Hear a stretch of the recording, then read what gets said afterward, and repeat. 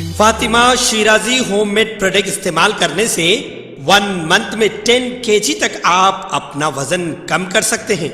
सबसे कम दाम में वेट लॉस का तरीका हमारे यहाँ मौजूद है, वो भी no side effect, no diet, no exercise के साथ। आज ही कांटेक्ट करें फातिमा शिराजी होममेड प्रोडक्ट से और अपने आप को खूबसूरत बनाएं। Fatima Shirazi homemade product, Golden Heights colony, pillar number 213, Rajendra Nagar, Hyderabad.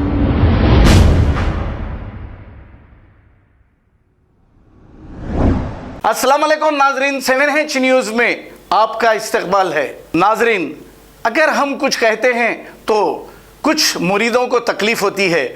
ज़रा ये वीडियो भी देखिए और ये बातें सुनिए। आप अच्छी तरह जानते हैं यहाँ पर भी जब इलेक्शन होते हैं तो एक कैंडिडेट से, चाहे कॉरपोरेटर का कैंडिडेट रहो, इससे 20 लाख, 25 लाख, 40 लाख तक लिए जाते हैं पार्टी फंड के नाम से। अल्लाह रसूल की बातें करके जज्बात में लाके आपसे वोट लेते हैं और ये रकम अपने पास पार्टी फंड के नाम पर लेते हैं। इसमें का थोड़ा सा हिस्सा कुछ गरीबों में बांटकर ये बन जाते हैं धर्मात्मा।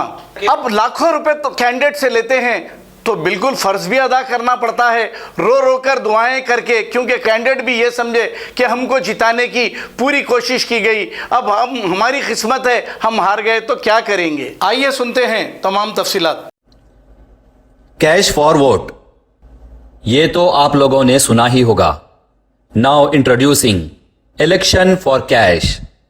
AIMIM पार्टी का हैदराबाद से बाहर जाकर इलेक्शन लड़ना, सियासी जलसों से अल्लाह, रसूल, दीन, करबला की जंग और जिहाद के तकारीर करना, 24 घंटे बीजेपी को टारगेट करना, मोदी मोदी का विर्द करना, लेकिन कांग्रेस को पकड़कर खींचना, दिग्गज मुसलमान लीडर्स के खिलाफ अपना कैंडिडेट खड़ा करना और मुसलमानों के ही वोट डिवाइड करना, इसी तरह बीजेपी को जिताना, मुसलमानों को हराना और खुद हार कर वापस आ जाना। यह पॉलिसी अवाम को बखूबी समझ में आ गई, लेकिन कुछ अरसे से खुद AIMIM के लीडर्स की जानिब से लगातार ये भी खुलासे किए जा रहे हैं कि AIMIM इलेक्शन फॉर कैश खेल रही है। कैश फॉर वोट में पॉलिटिकल पार्टीज वोटर्स को पैसा देकर वोट लेते हैं, लेकिन AIMIM के लीडर्स ये खुलासे कर रहे हैं कि AIMIM खुद अपने लीडर्स से पैसा लेकर इलेक्शन फॉर कैश खेल रही है। जहां भी इलेक्शन होता है, असदुद्दीन अवैसी की तरफ से एक अपॉइंटेड टीम उस मुकाम पर पहले से ही पहुंच जाती है।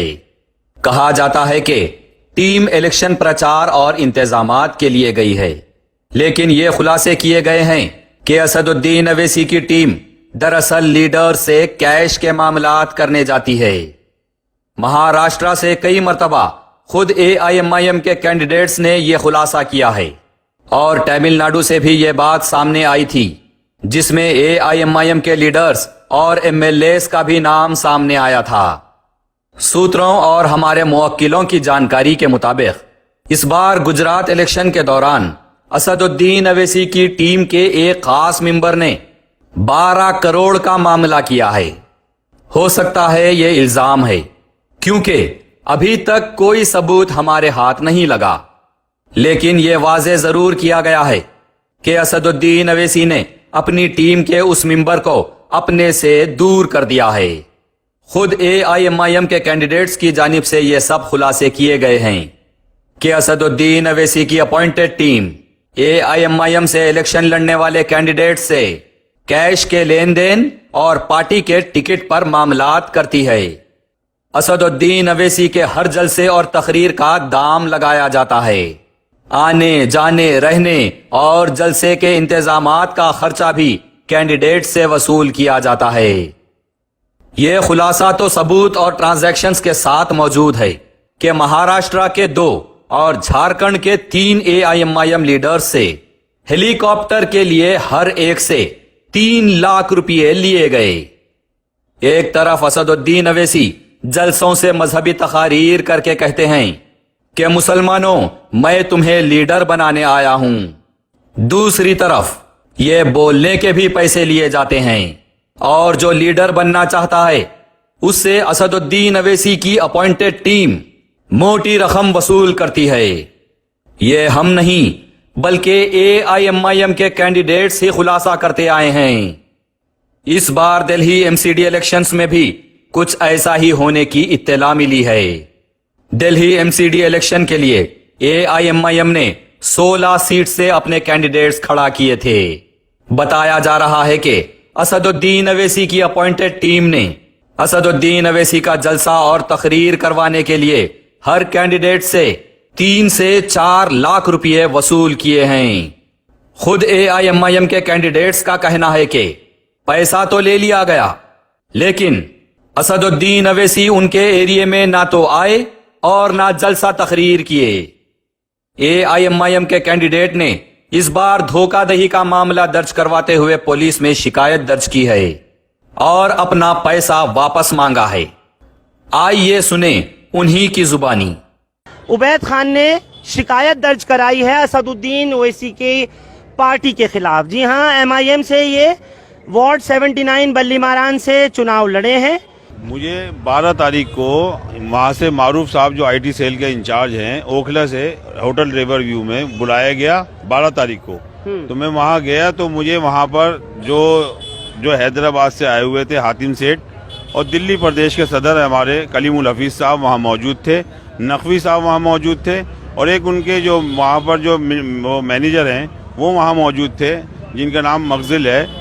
तो उन सब ने मुझे वहाँ पर बताया कि आपके यहाँ पर असदुद्दीन ओवैसी साहब की एक मीटिंग होगी लाल कुएं पर और उस लाल कुएं की मीटिंग का खर्च जो है वो आपको देना होगा और वो खर्च जो है 4 लाख रुपए होगा। तो उस एवज में 4 लाख मीटिंग के लिए जो आने असदुद्दीन ओवैसी साहब के आने के लिए 4 लाख रुपए। अच्छा। और मैंने उनसे कहा कि वो 4 लाख रुपए अगर आपकी पार्टी तो ना पैसे लेती ना देती।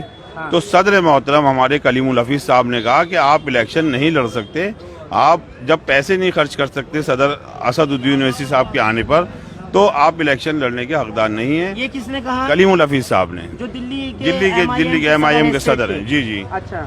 फिर मैंने उनसे कहा कि कितने पैसे देने, कहने 4 लाख रुपए देने और अभी देने।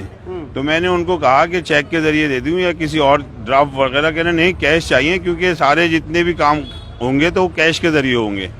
अच्छा, कैश के जरिए? जी, कैश के तो जरिए। आपने कैश दिया 4 लाख? मैंने कैश दिया और उनके मैनेजर को दिया और उसके फोटो मेरे पास है उनके मैनेजर के वहाँ पर नीचे, और उनके जो नकवी साहब थे वो भी वहाँ मौजूद थे जब मैं कैश गिनवा रहा था वहाँ पर उनको। और उसके बाद मैं सदर मोहतरम कलीमुल हफीज साहब के पास गया और हातिम सेठ वहाँ मौजूद थे। तो मैंने उनसे कहा कि पैसे मैंने नीचे काउंटर पे दे दिए हैं, जमा कर दिए हैं। और उसके बाद मैं उनसे बराबर ये गुहार लगाता रहा कि लाल कुएं की मीटिंग कब होगी, कहाँ पर असद साहब आएंगे, कब आएंगे। तो उन्होंने कहा कि आप परमिशन लीजिए। मैं रेगुलर परमिशन लेता रहा, 28 तारीख की परमिशन ली, 29 तारीख की परमिशन ली, 30 तारीख की परमिशन ली, यहाँ तक कि 1 तारीख की भी परमिशन ली, लेकिन उनकी सब लोगों की कान पे जू नहीं रेंगी और वो बराबर मुसलसल मुझसे ये कहते रहे कि आने वाले हैं, आने वाले हैं। और हो सकता है कि आने के बाद में आपको एक गिफ्ट भी दें, यहाँ पर असद साहब राउंड भी लगाएं। अच्छा। लेकिन ना तो वहाँ वो आए और ना कोई राउंड लगा। और असद साहब को लोग यहाँ पर बहुत बेसब्री से पूछते रहे मुझसे, लेकिन उन लोगों ने, जब मैंने उनसे कहा 7 तारीख के बाद में कि आप मुझे मेरे पैसे वापस कर दीजिए, असद साहब तो आए नहीं।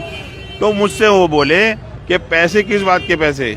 फिर कहने लगे कि 2 दिन बाद हातिम सेठ से मेरी बात हुई, उन्होंने कहा कि मैं 2 दिन बाद दिल्ली आ रहा हूँ 9 तारीख को और आने के बाद आपके पैसों की बात करता हूँ। जबकि मैंने उन्हें अपना अकाउंट नंबर भी शेयर कर दिया था और मैंने उनसे कहा था कि मुझे अपना वो दे दीजिए। हाँ।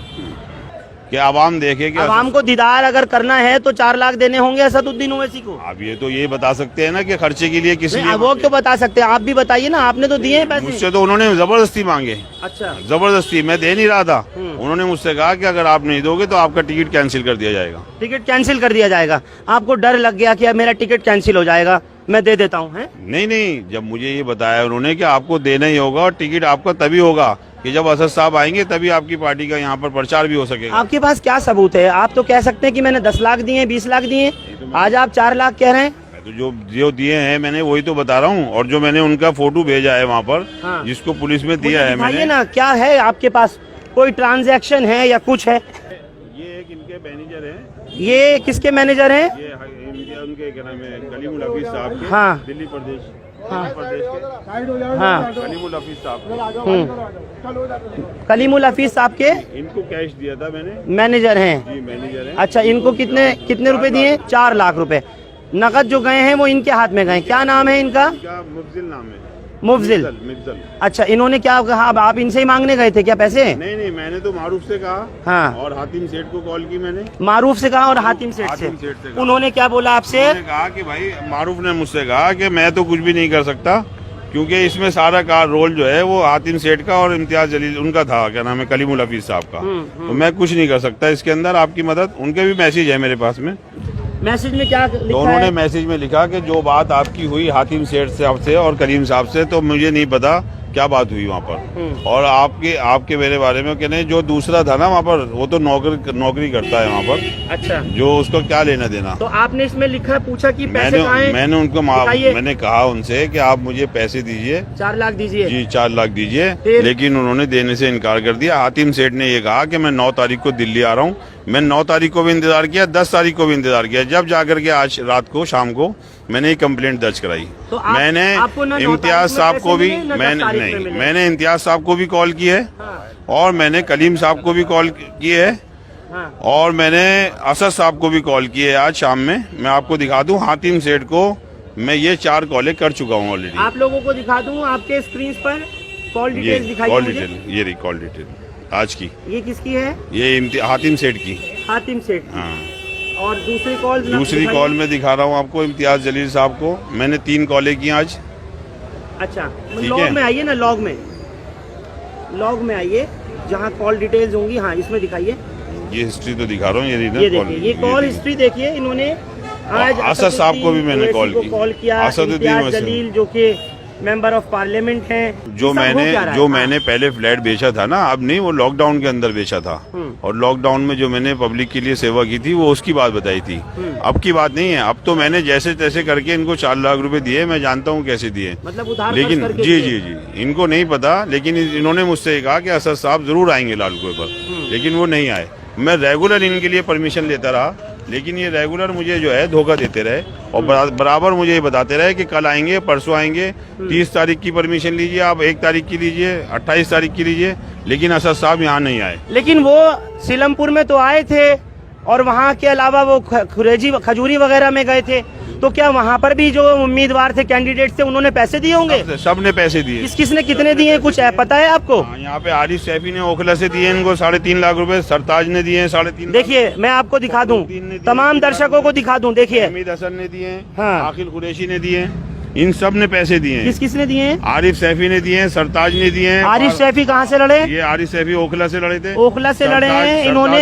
इन्होंने AIMIM के कलीमुल हफीज साहब को आप कह रहे हैं जी जी 3 लाख रुपए दिए हैं। रईस साहब ने दिए, सरताज साहब 3.5 लाख रुपए दिए हैं। और फखरुद्दीन कहाँ से लड़ रहे 3 लाख थे? रुपए ये यहाँ से बिरजपुरी से। ब्रिजपुरी से लड़ रहे थे। और 3 लाख। फहमीद हसन। असदुद्दीन ओवैसी को बुलाने के 3 लाख। फहमीद हसन फहमीद हसन ने ने कहा 2 लाख रुपए दिए। ये कहाँ से लड़ रहे थे? वजीराबाद से।